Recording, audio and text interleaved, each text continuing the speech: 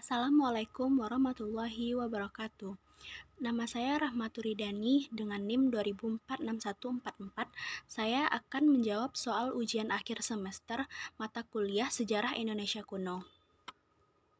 Baiklah, soal nomor 1. Analisis kenapa berakhirnya Kerajaan Mataram kuno pada tahun 930 Masehi menjadi sebab lahirnya Kerajaan Medang Kemulan atau dinasti Asiana.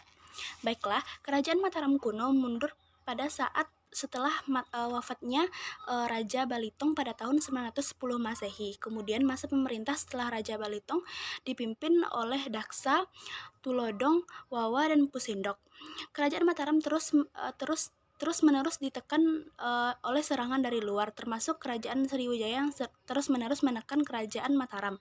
Pada saat itu, Kerajaan Mataram juga ditimpa bencana alam berupa meletusnya Gunung Merapi. Oleh karena itu, Pusindok memindahkan pusat pemerintahan Kerajaan Mataram ke daerah Jawa Timur, yang lebih tepatnya ke daerah Medang Kumulan. Oleh karena itu, berakhirlah Kerajaan Mataram kuno dan dinasti Sanjaya yang digantikan oleh Kerajaan Medang Kumulan dan dinasti Isyana. Soal nomor 2. Setelah mengalami kehancuran, dinasti Isyana bangkit lagi pada masa pemerintahan Airlangga. Analisis apa saja yang dilakukan Airlangga yang tidak hanya mampu menyelamatkan kerajaan tetapi juga mampu membawa kerajaan pada puncak kejayaan. Nama Airlangga disebut-sebut raja yang paling termasyhur yang mampu mengantarkan kerajaan Medang ke puncak kejayaannya. Pembenahan mulai dilakukan oleh Airlangga setelah keadaan stabil. Raja Airlangga melakukan beberapa pembangunan di kerajaan Medang. Pembangunan yang dicatat dalam prasasti peninggalannya yaitu bangunan Sriwijaya Asrama pada tahun 1036 Masehi dan Bendungan Waringin, di mana pada masa itu banyak terjadinya banjir. Oleh karena itu ia membangun Bendungan Waringin tersebut. Dan juga Raja Airlangga dikenal sebagai raja yang sangat toleransi terhadap agama apapun, sehingga ia sangat digemari dan sangat dicintai oleh rakyatnya.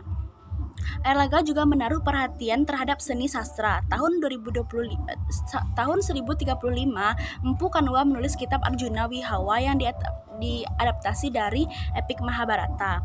Kitab tersebut menceritakan perjuangan Arjuna yang mengalahkan Takawatcha.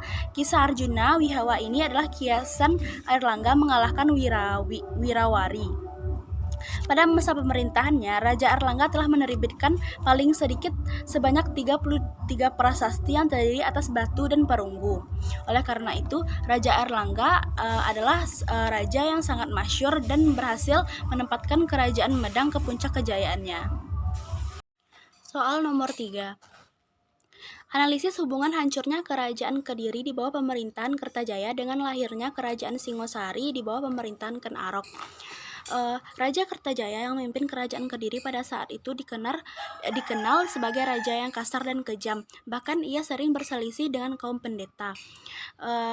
Perselisihan tersebut dikarenakan karena urusan tanah, dan juga pada sumber lain disebutkan karena Raja Kertajaya ingin kaum pendeta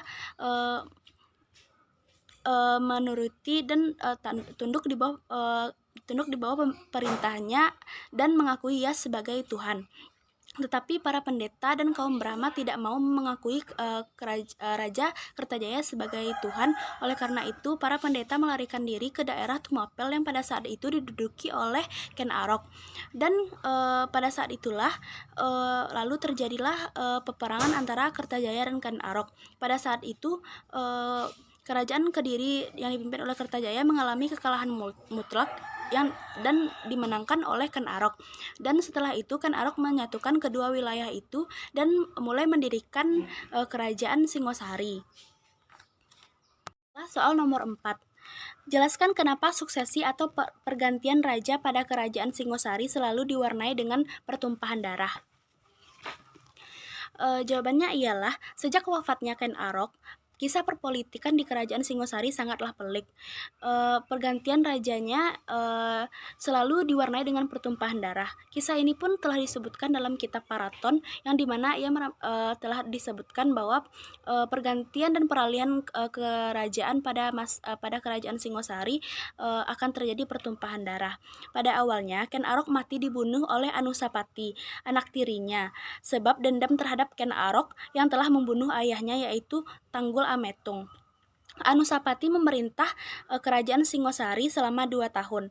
Anusapati mati juga dibunuh oleh anak dari Ken Arok, yaitu Tohjaya, anak Ken Arok dari selirnya yang bernama Ken Umang. Tohjaya memerintah kerajaan Singosari selama setahun. Lalu ia juga terbunuh akibat pemberontakan Ranggawuni, anak dari Anusapati. Ranggawuni dendam terhadap Tohjaya karena ia merasa lebih berhak mendapatkan tahta dan menjadi raja di kerajaan Singosari.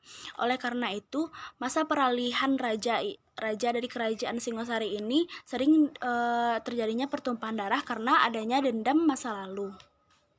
Baiklah, soal nomor 5. Analisis dampak positif dan negatif Sumpah Palapa yang diucapkan Gajah Mada terhadap kehidupan masyarakat Nusantara di masa Kerajaan Majapahit.